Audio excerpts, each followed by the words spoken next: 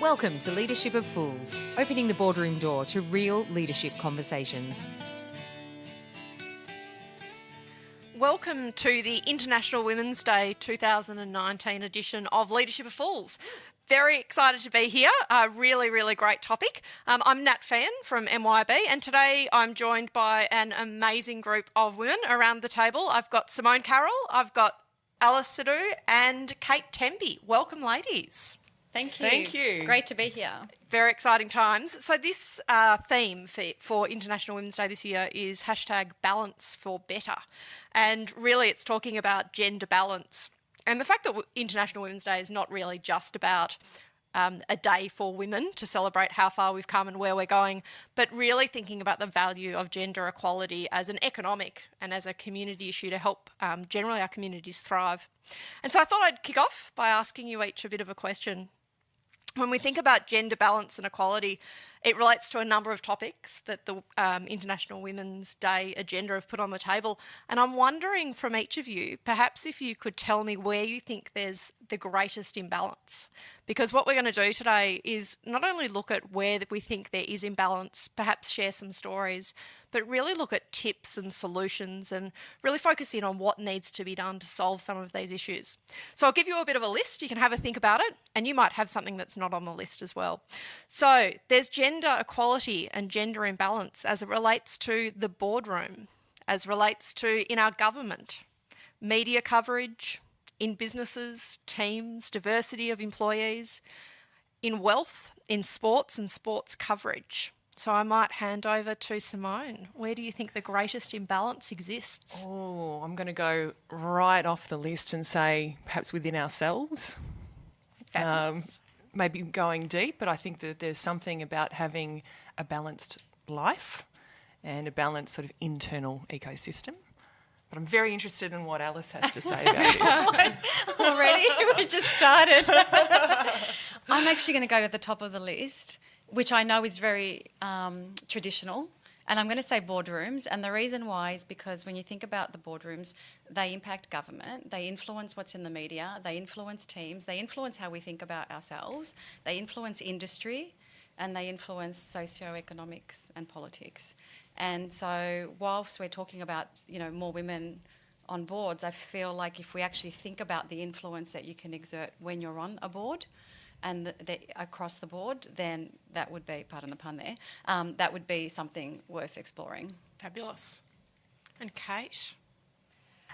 I want to tick all of them on the list and a few others, and I do, Simone, really like self. I think an interesting stat that stood out to me recently, by 2030, we are going to see an enormous wealth transfer to women.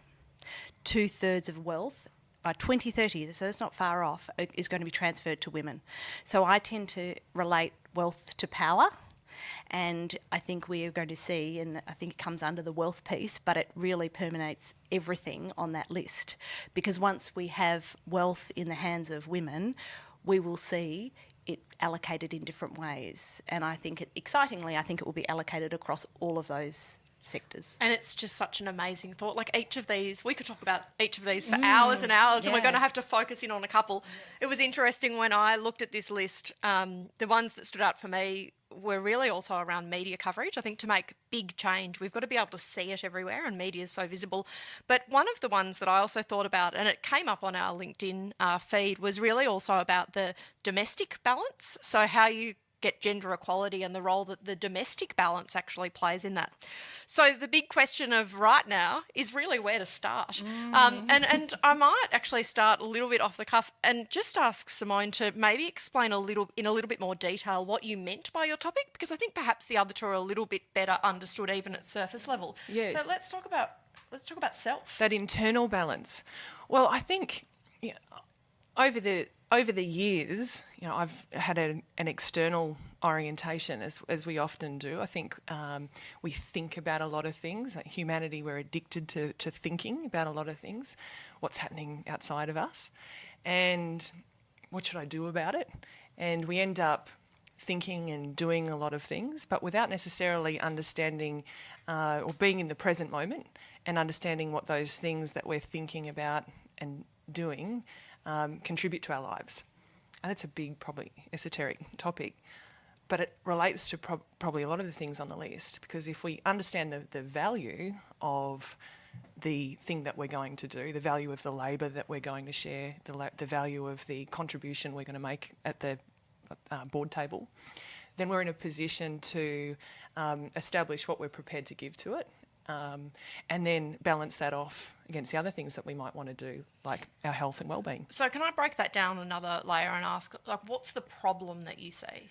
So when you talk about that from a theoretical perspective, what's the belief in terms of what is it, the way that women are appearing, the self-belief that sits under that? What is it? Well, I think it's not necessarily women. I think it's men and women. There's a lot of men that have a family tries to achieve balance, and you talk about sort of domestic balance. And what we might do that by, he or she goes to work. We have a primary breadwinner in our family, and we have someone who looks after the home. The home has balance, but does the individual get balance as a result of that? Does dad get to see the kids enough and participate in the community?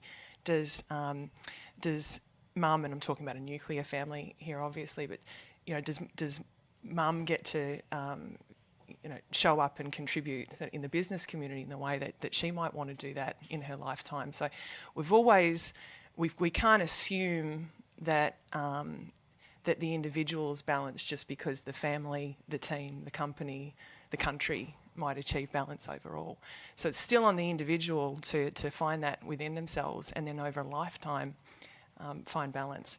And where I've arrived at this is over the years, I've found my seat, at an executive table, and I've worked in the corporate environment, and I've taken on a lot of things. So I've had no problem, being able to find opportunity, find my voice. But in doing that, I've accumulated a lot of things that I've been doing. So whilst I've had equal opportunity and equal rights around a table, I haven't necessarily achieved balance. So the next stage in my evolution is to achieve that individual balance. So in terms of that individual balance, and you say sometimes you haven't achieved balance, like what falls down? What happens is ultimately the value of what I do diminishes.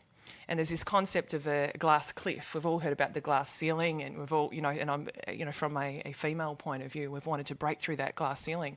So what's happened is you take on things in order to get through the glass ceiling. So, yeah, I'll do that job nobody else wants to do, right? And that gives you a seat at the table. But what it does is it diminishes, in taking on all those extra jobs, it diminishes the value of each of those roles. And you set yourself up to fail. And that's not necessarily the fault of the company or the community. That's what you've had to do to break through, the glass ceiling. There's a lot of nodding heads right now. Everyone who else has had an experience I can relate to that. I don't know that anyone can say that they haven't. To me, some of the things that you're talking about when I hear you, Simone, are things around self-worth and self-care, which is interesting because it's the whole thing of perhaps trying to prove yourself all the time. And there were a few times in my career where I've actually plenty of times where I've thought I'm going to do that because that's interesting. I've tried not to think about the glass ceiling, and you don't until you encounter it, and you say, where did that come from? Where the hell did that come from? Okay, it's actually a thing. And the thing that tends to fall down is self-care. Which, and so one of the things that I've always tried to do, no matter how busy I am or what I've taken on where I've thought I've just been absolutely stupid, is to make sure that I'm getting up for runs at whatever time of the day. Like the physical and mental aspect of looking after myself is really, really important. But the interesting thing, and I'll comment because I know, Kate, you should comment as well, but I was listening to a podcast that was referred to me. I mentioned this earlier, but funnily enough for Women's Day, but by a male friend who's 30 and spends, a lot of time in terms of mindfulness. And he actually shared this with me because he said it was really interesting, and I did find it that way. It talked about the power dynamic of women when they in a relationship. It was a heterosexual relationship, but it could apply to any type, when they make more money than men, I guess. So maybe it is a heterosexual thing, I don't know. And it talked about the fact that there is a dynamic that happens where even though they're making more money than men, they still actually have more of the domestic duties as well and the responsibilities. So it talked about, being able to get that balance, because we're still always trying to prove things, which is the whole point about when do you actually stop and say, this is enough for me. Yeah, and I'm sure we can all relate to it. I've got like all these things that have even just happened in the last week. So, so often, I don't know if this happens to anyone, I'll be in the kitchen sort of half dressed. So I might have my underwear. And Scott's always looking like, why We're getting are you a visual now. Why are you like half dressed making lunches? And I'm like, yeah, because yeah. I always come last. Like my list of things to do, I come at the bottom of that list, and that talks to exactly we've got to prioritise self-care. And I love the fact that you get up for a run. Another example, the other morning I've got a little baby and she does not sleep very much at all. And I'd been awake since 2 a.m. Oh, wow. But the weekend prior, I'd been saying to my husband, he does a lot of exercise, I really need to start exercising more. And he said, okay, well, I can help you with that. That's fine. In the mornings, I'll look after Flo, our baby, for a little while, and you can do some exercise. So I'd been up since 2. I had not slept. And so his alarm went off at 5:30, and the first thing he does is roll over and say to me, oh, why don't you get up now and go for a run? And I was furious. And I was thinking, all these things I've got to do, and it's never really balanced, but I also don't think we put ourselves first. And that was my comment. I think one thing that I'm trying to learn is to say no. No's really hard, and I'm over the cliff of wanting to prove myself and accumulate things. So that's part of it. I think it's and one observation I would make is we've got to respect our listeners are all different ages. And we have come through and I think it is harder when you're younger because you do need to accumulate and expose yourself. But where we are now, when probably the smorgasbord is more than you can eat, saying no is really interesting because everyone else thinks you're going to be great at it. And they think that ambition is their ambition is your ambition. And so what I'm finding, it's quite interesting when you explain to people, I am very clear, and I think I've achieved this through mindfulness, knowing my purpose around why I'm doing things. And when it doesn't fit, I find it still very hard to say, well, it doesn't fit. And people, but you should be ambitious to that. But no, that wasn't my starting point about why I was doing it. So I'm very focused on the purpose, and I think it sits right neatly on the balance that you're talking about. Because if you ground yourself in that purpose, you are there, you are present, and you know your capacity. But policing that is really hard because everything's dynamic and everything's exciting, right? Yeah, and it is really knowing where your own boundaries are as well. And I talk a lot about this, and I'm sure everyone here has had, it is in an amazing position. And you do hear things like, I don't know how you do it all. And, it's amazing that you're able to fit that much in. But at the same time, for me, it's about knowing where those boundaries are. Yeah. And there are some things that I just don't do well, and I have to acknowledge that I'm not going to, for example, remember every single person's birthday outside of my immediate family, or that my kids might eat a cheese and bacon roll on the way to work. Like, we've got to find those boundaries to know where the value is as aligned with our purpose and create a conversation. I think another thing that can happen sometimes in a household of any type is, even from that domestic balance perspective, is it's understanding the roles that different people play, but also having a vocal conversation about what different people are contributing. Because if you don't say those things out loud, you kind of don't know. Yeah. And so you take it all on, but it's never spoken about until you reach boiling point and it ends up in an argument. Yeah, I've realised that my husband didn't realise that I was cooking every night. Right. So when we we had a conversation around who does what. Conversation or argument? It was a rather heated conversation for regular listeners. People know my husband, Chrissy Carroll, and he does contribute. If we were to tally it up, you would say it's 50-50, right? But it doesn't always feel that way. So he does the laundry, he pays the bills, these sorts of things. But we were on autopilot as a family, and he was doing the things that he valued and I was doing the things that I valued. By definition, we didn't value what each other was doing, right? Yeah. So you've got to call it out. And this is the thing, if we're not clear up front the value that we contribute, whether it's the home or in the workplace, we will undermine the value of our contribution. And I think women, we don't want to let anyone down. Whereas I think men are on their track. Sometimes they don't really mind. But I think that's hard because you don't want to let your family down. You said you did something, so I take that on, and I think that adds to this idea of not speaking up. It's interesting because the way, so much of it depends on your personality and your background and what you've kind of seen. So I'm Greek, and I've come from, I've fairly what I would say is progressive, given my parents. Yeah, fairly progressive, in that my parents migrated here. My father cooked, which is very unusual for a Greek man who is now in his 70s, probably unusual for a Greek man generally. I hope I haven't alienated any of our viewers or listeners. But seeing him do that kind of created a different shift, and that happened because my mum worked shift work, and she didn't really have the option of cooking dinner because she had to work because we needed money, and so that changes the dynamic of what you see. But to the point about how you have these conversations, I remember a really clear, example of a conversation that I had with my husband, who is one of the most honestly, wonderful and empathetic people, who has not been on the podcast, but for those who know him, he really is.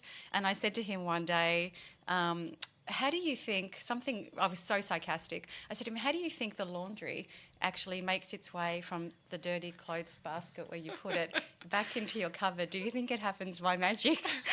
There's a process that involves someone putting it in the washing machine and then hanging it up and then putting it away. And I said this at the time that the clothes were drying and I hadn't had time to put them away for like maybe a day. And he just looked at me and he said, oh, if you wanted me to put them away, why didn't you just ask me? Yeah. And it's that moment, that's right, my point. of confrontation, or of your own self-confrontation, where you think, well, why did I let it get to that point where it was bugging me? And he didn't do it to bug me, he just didn't think about it. And so there's this whole thing around how we actually create parameters and we create our own narrative that we then psych ourselves into believing this is our reality. I remember Craig, who we have a very much 50-50. In fact, maybe it's 60-40 his way. I'm not sure. Anyway, he opened the fridge once and said, and I was working full-time then and busy and travelling, and said, we've got no milk. Well, how do you think I responded? He might as well said, our whole organisation as family is broken. And it triggered, and he listened, and then he said, so do you want me to go and get some? It was a complete overreaction, but to that point, it was like, I felt like it was criticism of the system's broken. Yes. It just was an observation. It was, I know, and this is the thing around the narratives and the stories we tell ourselves, But what I right? find fascinating for all of us here who, on the whole, are working and had great careers alongside, our own situations from a family or a partner perspective, but every single one of us has acknowledged that we've got a really supportive partner. Oh, yeah. And I think probably all of us would say that we wouldn't have been able to do what we do without balance of some form at home. Now, maybe we didn't get the balance that perhaps was 50-50, but we've got very supportive partners. So I think they're the takeout in terms of younger people who maybe are grappling with that, is to have the conversation that you do need support. You can't do it all by yourself. And so to have that conversation is absolutely important. And Kate, I was really interested to tap into something that you picked up in terms of the list, which was really around the wealth. Mm-hmm. And so maybe we'll move on to that topic in terms of the gender balance and the impact. Yeah, and I think there's two pieces to it. One is just a top-down stat that I didn't know. $42 trillion is going to be transferred to females over the next 20, 30 years. 42 trillion. Globally, 42 trillion. It came from a Barron's conference there. It's a number that is starting to be talked about. In terms of more women in the workplace, like what's that shift? Wealth. Inheritance. Yep. So either women getting richer that have had startups, a lot coming from Asia and from China, but it's also the wealth transfer and also the fact that women are going to live longer than men. So there's a whole lot behind, let's say how rubbery that number is, but all it does is spark in my mind that women are going to be at the forefront of wealth. And I think, we like to look at Melinda and Bill Gates Foundation. To me, that's a great demonstration. They're sitting at the table together. Yes. And she is influencing their asset allocation and their decisions as much as he is. So that is wealth. That is, gives power. So I think we can think about it in that way and what it will do for decision makers, what it will do for boards, what it will do for cultures of businesses that women have created. But I think it flows through also into how are women being educated about financial literacy. Because we come out now, and I expect we know people around our table that, and different working relationships that some women work, some don't, but if you have financial literacy and you haven't been working, you are at a better spot to understand if relationships break down, understand your value, and it's back to what Simone was talking about, your value. So I think that financial literacy is really important for women, but then we cross over into, I'm also go boy in a way. There's so much go girl out there that we need to empower our women. I am concerned for the education of boys and what young men see their role as, because it's very negative for them. If you really listen to what they're hearing in the media, it's don't do that, don't do that, don't. But so and you've been doing it wrong forever. You've been doing it wrong. So the model's broken. Now, I acknowledge there's people like Man Cave doing fantastic work around, youth and transition, but I think that education and empowerment of owning those financial decisions around understanding your finances, understanding how your household operates is sort of core. So it is around the wealth imbalance, but I think if we can spend some energy into what's our youth that are coming into that, it could really change the system. We're almost at this point of this real clash for people where the traditional kind of roles and just fundamental beliefs, it's that those self elements that people have identified with are coming to a head and contrasting with the reality of what's happening. And so, to your point, the whole identity comes undone. It can create huge insecurity and unknown for men and women. And, you only have to look at the cases of, if I look at depression and the issues that both men and women face and boys and girls face. But it is prevalent in boys, especially at the moment, and maybe these, it's all interrelated and so big. It's really interesting because I do a lot of work in the whole concept of digital industry, fourth industrial revolution. And one of the things that I've really enjoyed seeing is the democratisation, I can't believe I said that properly the first time, around access to wealth creation. And so women having an opportunity to develop entrepreneurial dispositions, because how many people start off just by selling stuff at home and suddenly you're online and you're running a digital business and you have access to money that you may not have had, and you're kind of learning along the way. And those types of things may not have been possible in the same way without digital.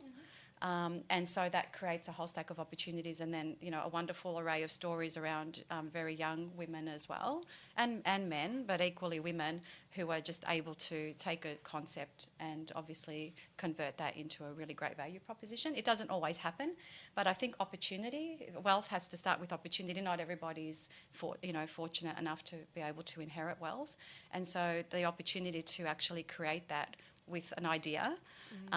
It doesn't always work, but essentially you have an avenue to do that, I think is really amazing.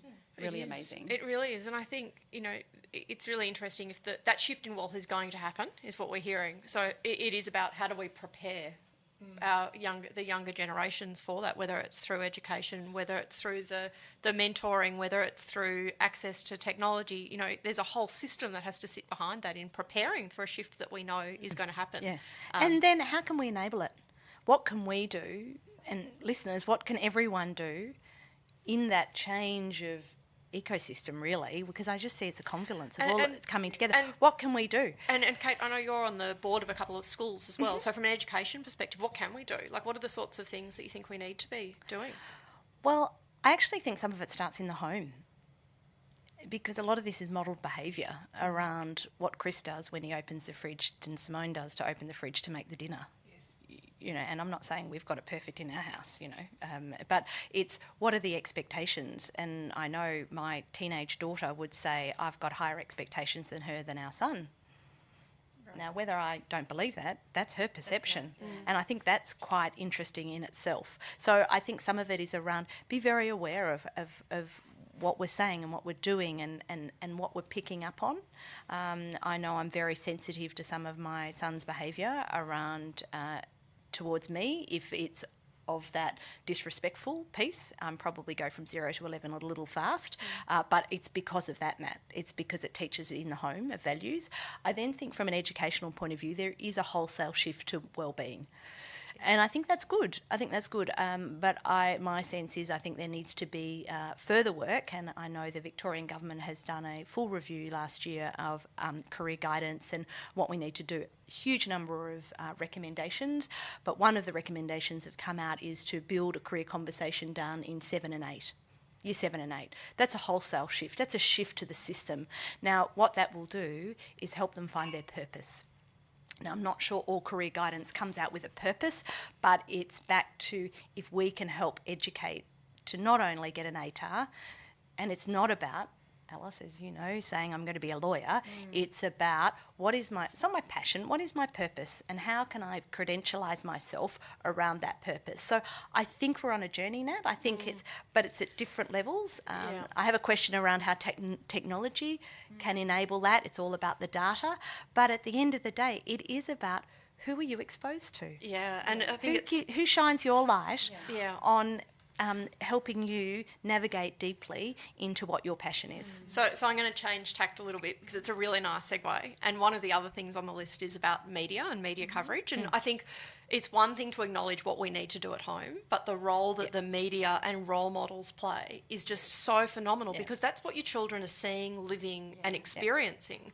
And employees at work, any of us, that's far more. And I don't know if you've seen the new Nike. Have you seen the new Nike ad with Serena Williams? And I love it. There's just the most brilliant quote that I thought I'll read because it's just so brilliant. But maybe we talk about as well the role that the media plays. So in this Nike ad, and you can look it up, the sort of the overlay of it is, if we show emotion, we're called dramatic. If we want to play against men, we're nuts. And if we dream of equal opportunity, we're delusional. When we stand for something, we're unhinged. When we're too good, there's something wrong with us. And if we get angry, we're hysterical, irrational, or just being plain crazy. And I mean, when I hear that, I'm like, all those things. Like, yes. So what resonates with you about that statement? What's the role that the media and the outside world play in changing this gender balance? I know, or every single part. Because what's implicit in that is this is what's said about us versus what would be the perception of a male in that situation. And it's not just a sporting situation, right? Like we've all seen that play out at work where women are too aggressive or they're, too emotional. Yeah. Well, the archetype leader is testosterone fueled, right? Is dominant, has broad shoulders, speaks in a certain tone in a certain way, and male or female, if you don't look like that, you don't necessarily appeal to the followers, the potential followers, again, in an organisation or in the community. So it's really hard if you don't take on that archetype that we've been conditioned to believing. And even if the media changed today, we changed all of our ads and ran campaigns, we're still going to watch old movies and. So I don't know how to stop it apart from at this stage in our evolution to be really aware that there are different types of successful leaders out there. And do you think, we don't have gender equality in the boardroom amongst boards within executives and C-suites. So is there a stereotypical, do those characteristics that you speak of, does that play out in terms of... Oh, you're talking about Peter? This is Peter, the board, I'm talking about the women that are successful is because they are more extroverted or they can speak out more. What diversity are we actually seeing around the table? Well, the reason so Peter is for those maybe I am talking who about don't. Peter. Well, yeah, it's so Peter. There's more for. So I'm talking about Australia. There's more Peters on boards than there are women. Right, so now Peter is. Sorry, just to clarify, you mean there's more men with a name with Peter, the name Peter, yes, on board than Absolutely. there are women in total. Now Peter's the archetype, right? That I'm talking about. Now, rightfully on a board, so a board is for those of you who are not familiar and listening, you tend to sit over an organisation for good governance, and they should be there, and there's a degree of due diligence and responsibility that this board needs to take in making sure that the company's solvent, right? So to do that, you're probably a lawyer, you've come from a finance background, you've been really good at it, right? So you've dedicated your life to this, you've made sacrifices, your wife has looked after the kids, you've had long lunches, maybe a little bit heavy around the belly as a result, mid-50s, that sort of thing, right? Now I'm using a stereotype, but this is who he is, right? Yeah. Okay. Now this is, and you're a baby boomer right now. Now there's an X generation that's coming in that, and generally what I love is these guys, and also there's a particular type of woman, maybe in the same age bracket, who was told not to show vulnerability, right? This is how we get through the glass ceiling. And this is how you get to fit into this archetype as a female. This is what you wear, this is how you sound, etc. And it starts to inform the next generation who wants to become a board. Now, I think the good news is that generation of leader they're very self-aware. They are talking about it, but again, it's not through no fault of this particular group. They're still projecting that image, and we're not necessarily having that community conversation that we're looking for diversity at that level, which is where we're encouraging more people to think about taking those leadership positions longer term. It sort of makes it quite clear why the younger sort of millennials would prefer to work for themselves. Yeah, because you don't have to deal with any of that. I just inadvertently laughed when you were going through the archetype, because I could pick a picture came to my mind, and I knew exactly what you were describing, Simone, because the archetype is so real, and it's so easy for us to represent. I actually just remembered, I don't know why I forgot this, but maybe because I haven't thought about it for a long time, but I actually did my honours in classical history, as well as studying to be a lawyer.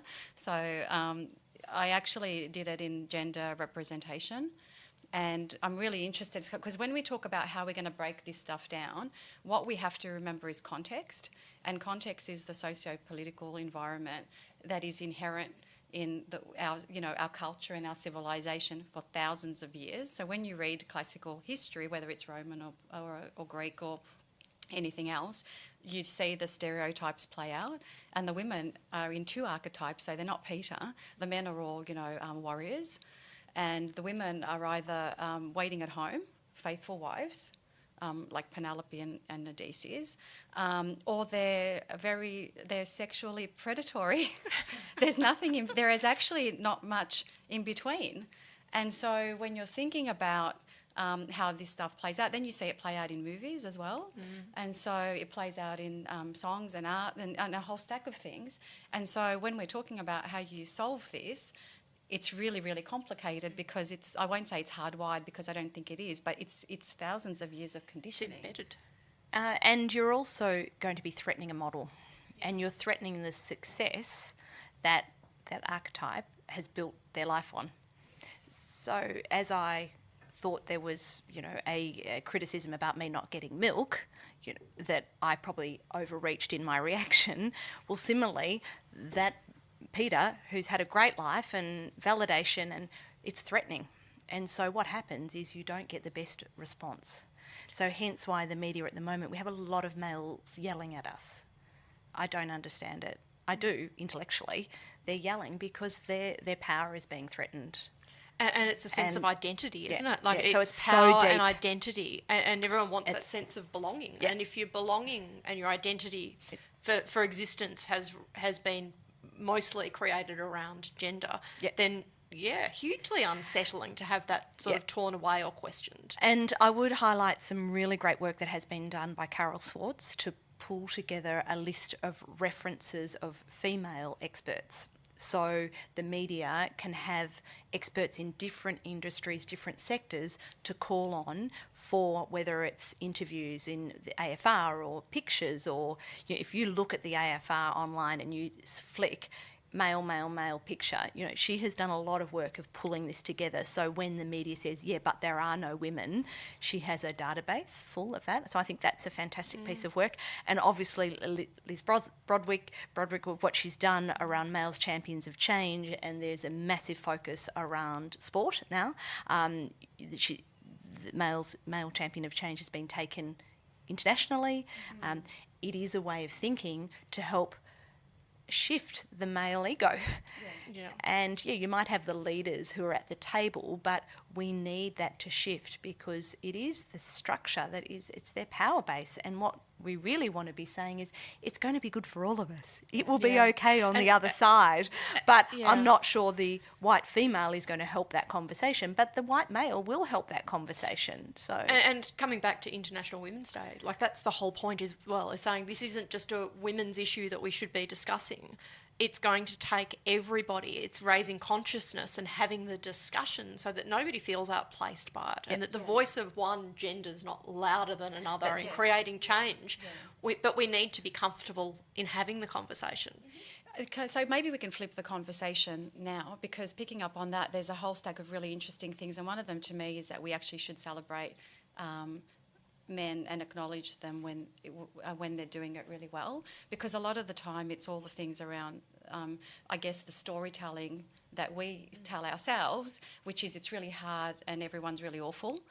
And part of it is actually saying there are really great pockets, and if you really want change and systemic transformation, then a lot of that is actually embedded in finding the pockets of excellence and making those stories stand out and become louder than the ones of the 50 that don't work, until you get the redistribution of and so in the nature of change, of sharing positive stories, where have we seen it work? Where have we seen? I am lucky enough to work with a brilliant CEO, and he's part of the Male Champions of Change program, and he has been very vocal in our workplace and setting an example for employees in terms of having open discussions around even everyday sexism, forming and setting goals that provide criteria for the business in terms of whether it relates to leadership opportunities, doing more pay and gender pay gap analysis, and having that as a regular item on the executive agenda. And what's his name, Nat? His name's Tim Reid. Well done, Tim. Well done, Tim.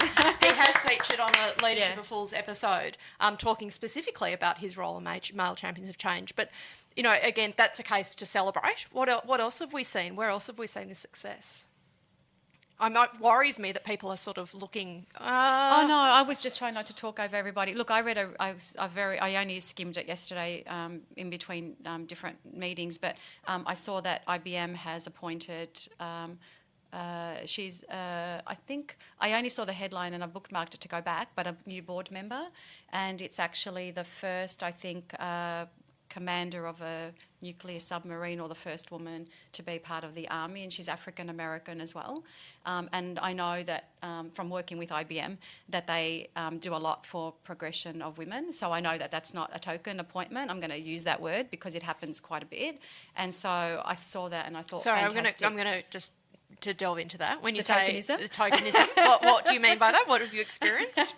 What do you see? We need a woman. Got her. It's kind of like, when you're at the supermarket and you go, do you want lemons? Oh, I don't know, we might need them. Yeah, let's put them in the basket. It's the same sort of thing. But, having the acknowledgement of there's value in this because of her experience and the diversity that she represents, which is probably cultural, racial, as well as experiential diversity. It's diversity as on well all levels. as gender diversity, I think is interesting. Yeah. This token piece, I can say Simone's got something ticking away. You look like you were thinking about that. I think this is stimulating so much in me, because it's back to that bit around value success. The success stories are where he or she has been truly valued for their contribution, and I do think it's starting to come through in all walks of life. I think there's a consciousness that's starting to occur. I feel really positive. Even the fact that the theme for International Women's Day is about balance is a massive step in our evolution. So the specific examples, for me are, I think there's just a lot of them, and I think a lot of our listeners would know. There's little things. There's nothing. I haven't felt anything, but I could be wrong, that's groundbreaking yet, but the fact that Serena Williams can say that and a company would get behind her and there isn't outrage, to me says there's something going on. Yeah, and I agree with you. It's the little things that will actually bring about system change. I've got three. One, across sport. The success of women's AFL has been fantastic, and it's not just can they play, it's they play a really good game. That's fantastic. And women's cricket has gone a long way. They're mainstream viewing, that you can watch it. And so the rights have been sorted, but the conversation is now moving, we actually have a problem with facilities and change rooms. We don't have enough grounds for the demand, and nor do we have enough female change rooms. This is excellent conversation because this is the council then to fix it. We're in problem solving rather than this would be a great idea. So I think that's really positive. The other one I would say is leaders that stand out. I work a lot with Stephen Fitzgerald, who people may know that name, and he is a Male Champions of Change. He recently was an award in an AO. The way he carries himself in conversation to make this a topic wherever possible. So it's part of the conversation. It's not a crusade. It's how business is going and how your business is going and how you're operating. And I think that's really important because it's just part of a conversation to search for ideas, suggestions, sharing. And I think that really is to be awarded. The other one that I think from an art perspective is Tim Winton. Tim Winton's work that he did that followed from The Shepherd's Hut, his recent book. He didn't set out to be a crusader, as he said, but he lived that character, and I'm not sure if people are familiar with Shepherd's Hut, but it explores young male adolescence. But his expose following that around where we are in our maleness of Australia is only really exposed as Tim Winton can. Because he is a male, because he is able to characterise it. I think that helps of this every different genre, whether it's sport, business or art, to bring this conversation. It's happening all around us. It is happening all around us, and we hear it. It's an everyday conversation now, which is fantastic. There's this thing to me, I'm going to kind of challenge it a little bit. It's the way I guess my mum taught me when she, with what I saw in the home. But there's almost like just drop the shackles of this learned helplessness, right? Yeah. And I know that might be very confronting to some people because like I'm in this system, but I've been hanging around, as I said, with a 30-year-old male friend, and his whole thing is I make my own destiny, and so if you change your mindset around what is possible and what isn't possible, then you're right. I love the whole reference to the narrative because at the end of the day, again, it's the story we tell ourselves. And I can say this because last year I quit my job. I was a very, senior executive in a very large business. IBM, and now I'm doing 1,000 different things. And I'm so intellectually stimulated. I'm in situations where I don't know what I'm doing for some things, and I'm so okay with that.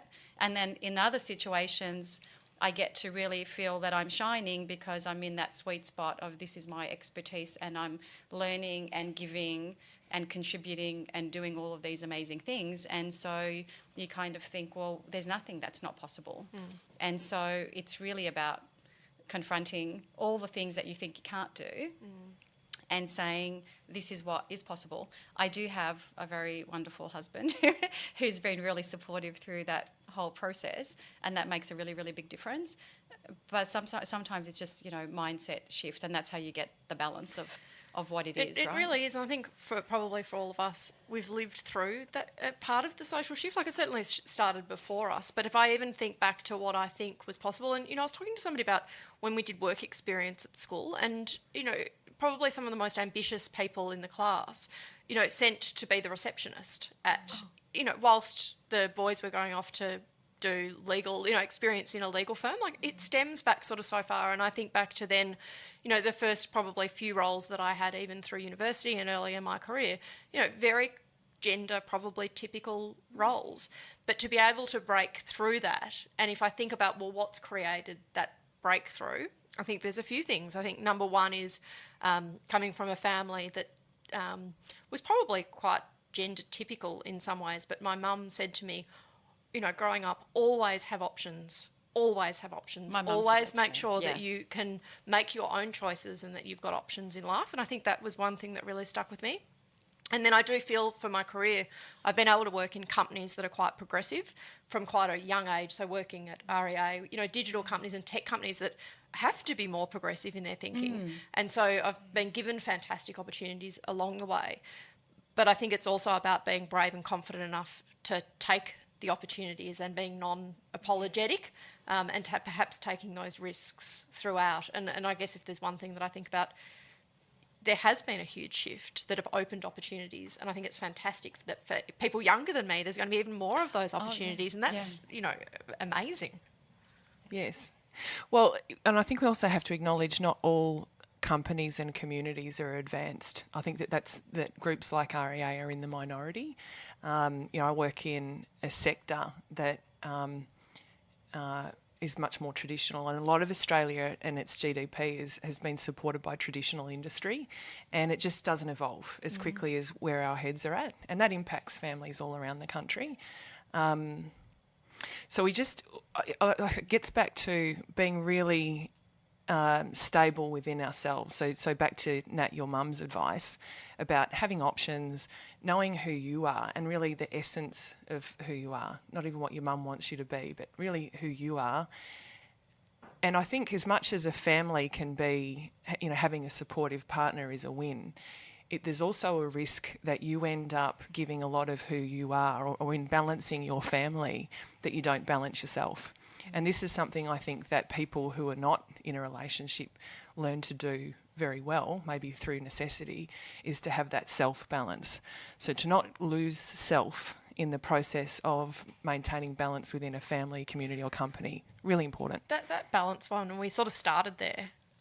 We're all sort of nodding our heads because I think it rings so true. And maybe, we're talking about how far we've come, but maybe in that balance piece, it's one that I certainly see perhaps we've got a lot more work to do on, and really trying to uncover and recognise what we need to do to create that balance for ourselves. I think that's the next stage. I remember working for a progressive company thinking, so I think the next phase in equality is really about this wonderful word that I learned about called equanimity, which is the psychological state of stability and balance. It's the having that equanimity is the word, within ourself.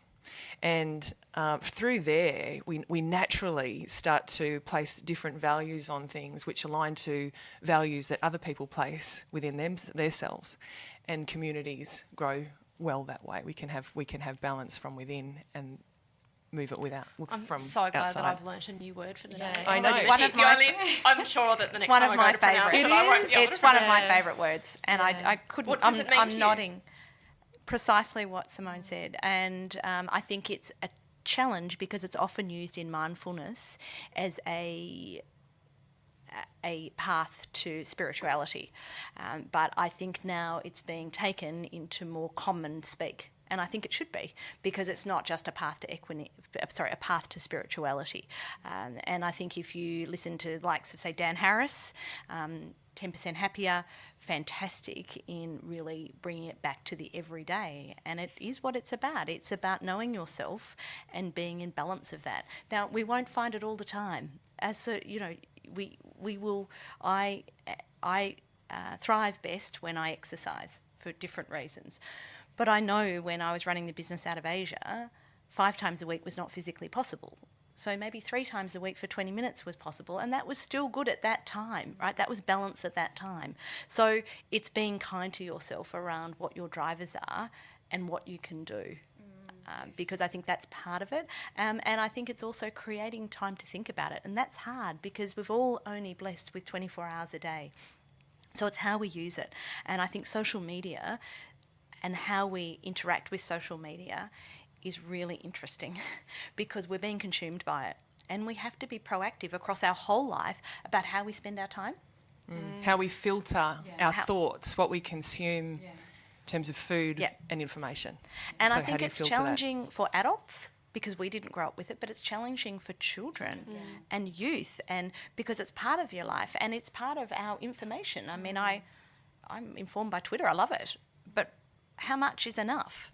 Or is that equivalent to reading the paper every day? Am I as informed? Or so it's just checking in there. And you've got other things to kind of balance it against, like other life references, whereas young people don't have anything else to balance it against. Yeah. It's so, just life. Yeah, it's life. So I think it's if we start with finding that balance, then it will give us a reference point for things that come into our mind, such as mental health or social media or tricky relationships or Peter the boss. It gives you, and it also allows you to bring in the future and identify environments that fill you up. You both speak very highly of REA, but I'm not sure you really probably understood that when you were in it as much as what you do now. Yeah, I wonder if sometimes as well, and it sort of talks to Simone's point, you know, when you're lucky enough to be in a progressive organisation where these conversations, and even where I am now, where we've got a CEO who has an agenda about equality, the reality is, as Simone spoke to, is that that's not representative of the kind of normal population. And, you know, I had this real sort of awakening moment recently.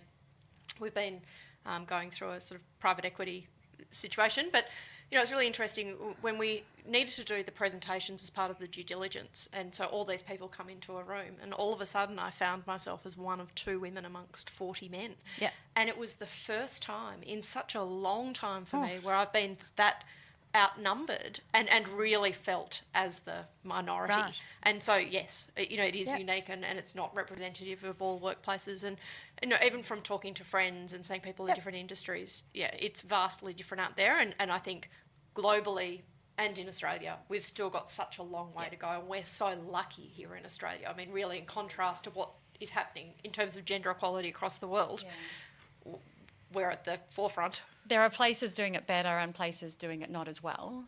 And I think part of it is just understanding where you are and having that context. For me, you know, it's interesting when you said that, I thought, so many times I found myself being the only woman in the room. And so it's interesting because the conversation we were having earlier was around balance, which to me goes to that whole idea of permission. And permission to be what you would consider to be selfish, right? Which is that whole idea of looking after yourself and having permission to say, I actually need these things to perform at my best, which I think as women we probably tend to defer because it's always about someone else's needs.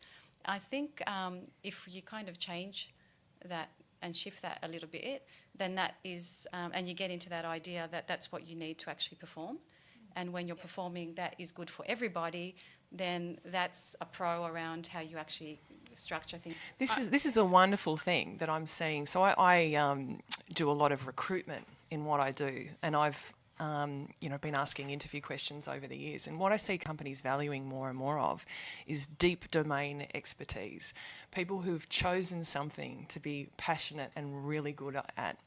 So it's one thing to be broad, and if say you're in business, you've got a broad understanding of business. But what's preferred is to be very good at something. Yeah. Now that's a wonderful thing for an individual because it allows you to pick a target and just do that really well. Yeah. Yeah. And Mastery. even from your family to be the master of great communication. Yeah. Maybe your family involves, values having fun together, and so you're going to put more effort into having fun together, less effort, into the housework and being a perfectionist, that sort of thing. Picking your mark and going. In some ways, I've actually been fortunate to go back to that whole idea of women in the room, and I'm sorry I cut you off, Kate. I have thought less about being a woman in the room than I've actually thought about I'm here because I have something to contribute, because of mastery and expertise in something, and that has made me feel very comfortable in my own skin in a situation where you think this could be hostile territory. It is. Yeah. And it's like, well, I'm here because no one knows as much as I do about this, and I'm actually okay to own it, and I'm completely unapologetic about how good I am in this space. I think that is fantastic. it also talks to confidence and experience. And so I think for younger people and for younger women, that's a lot harder because you get to a point in your career, and I think we can all sort of, we're all familiar with that, and it's so nice when you get to a point where you think, I am in the room because of my expertise and what I've got to offer here. It's whether or not, when you're more junior, whether or not you feel that same level of confidence. Yeah. And I think that's a female challenge. And it was reminding me of the panel I was on for International Women's Day last year, and the comment I made, it was a younger audience, and I'm very aware that we talk about role models. Right. Well, really, the role model of the 55-year-old woman who sits on a board is looking nothing like the woman who has had 5 years out from uni, pushing through to do what she's doing, thinking about children. It's a long way behind life experience, but also context. And so my advice was have conversations with your peers because they're experiencing what you are experiencing. You might talk to other people in different age groups, etc., but I think don't underestimate in building that out, building that conversation to see that you're not alone. These questions and the support that they can get. And someone came up to me afterwards and said, I don't really feel I'd want to talk about those personal issues. And it's the idea that, well, they're not they're your journey. Absolutely. That is how you are going to navigate to execute the professional issue is the personal issue. If you solve some of these life tips around other things. So it was giving her permission that actually you can have this fulsome conversation. And be vulnerable, because that's the whole idea about the confidence and the vulnerability, isn't it? And I should say that not everybody wants to aspire or is aspiring to be a 55-year-old, when they're 55 or earlier, the age, a woman on a boardroom. There are lots and lots of options for women now around, where they fit, the types of roles that they do, how they spend their time, how they create wealth. There are so many options. And so role models can come from anywhere, and they can be anyone. So we're moving into tip territory, which is fantastic because we're going to move on to that. We could talk about these topics forever, and I'm just hoping that we can negotiate with Colin to come back and talk on some more specific topics that relate to this. But a lot of what we've talked about today did have some contribution from people via LinkedIn. So I just wanted to do a shout out to Karen Tipping, Jane Sadler, Trish Barbato, Melita Hardenberg, Graham Plant, Melissa Donald and Mim Bartlett for their contributions, which is fantastic. And then I was hoping to just ask each of you, and we'll go quickly around the table, 2 things. What's your one tip for balance for better in terms of something that our audience can learn? And what's your commitment in brief for the next 12 months? Oh, the one tip, something I've done since I was very young and I come back to all the time is a daily meditation practice. And that's a way that I can connect with a deeper sense of who I am. And what was the second question? My commitment is to stay on this journey and to keep sharing what I'm learning, the good, the bad, the ugly. Because of course, even with the daily meditation practice, where I'm doing that because it is a discipline. What we're trying to do here, this idea of equanimity, is a daily practice of psychological stability, and things happen in life every day that challenge me to have highs and lows. But that's the one constant probably in life. That's the one constant. Every day we'll have some challenges in it. Absolutely. So my it's that my commitment is to stick with that practice and to share my journey along the way. Love it. Alice? I felt I went too early on the tip. Probably just be kind to yourself. Because there's so much pressure. We put so much. Oh, I know. I put myself under so much pressure, and I always have.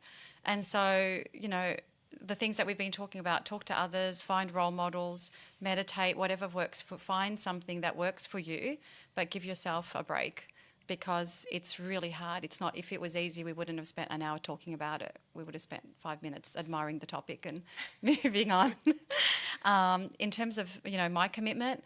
I'm really curious, so I love this whole idea around lifelong learning, and to me learning comes from many, many different places, and there's so much information and so many people that are generous about sharing what it is that they know, and not everything works for you personally, But I'm taking a lot of things in and then working out what works for me. And I kind of like that I'm on this self-discovery process because, you know, all of it's about working out a better version of yourself. And because we're talking to younger people, hashtag best life ever. Kate? They're two big questions. Yeah. I'll just put it out there, and I concur both with mindfulness and also giving yourself a break.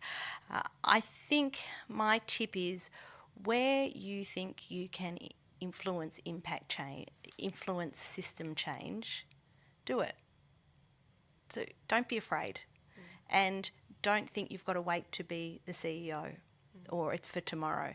There are ways that you at every level can maybe communicate differently with someone, maybe talk about yourself differently, maybe highlight it to someone else. That don't underestimate that conversation, your observation. So, you know, see the light and move towards it would be my one comment.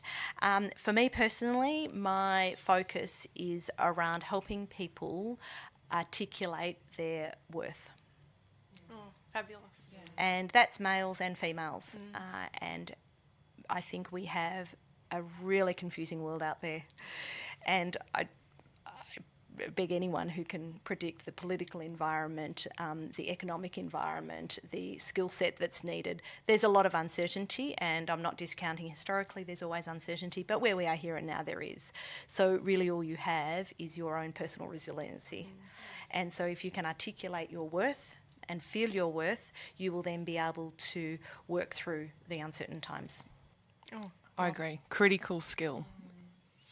And I guess I have to go next. And as you're all talking, I was like, oh, there's so many good things there. So in terms of my one tip, I think it's about leaning into this change. I think it's quite easy to sort of lean away from it because it is a little bit daunting. And so I think for all of the listeners and other people is where there's opportunity, we need to lean in because that's how we'll create change in the fastest kind of way possible. And I think the commitment for me, and it's been something that I've been reflecting on a little bit lately, is sort of being non-apologetically female. And I say that as a leader in an organisation where I have a tendency, for example, to use the words, I'm sorry, my child is sick, I've got to go, or I'm sorry, I need to drop my child off the next morning, I'll be at work at 8:30, or whatever it happens to be. And those words, I'm sorry, undo all of the work that we're trying to do here for Balance for Better. So I'm going to be non-apologetically female. Nice. So some Excellent. fantastic tips there. We're all smiling. Yeah. So excited for International Women's Day. Encourage all of our listeners and everybody on social media to share their own stories, their tips, words of inspiration that really reflect how we can achieve this balance for better. And most importantly, thank you, everybody. Thank you, Colin, for letting us do this special episode of Leadership of Fools. And See thank you you, next Nat. time. Thank you.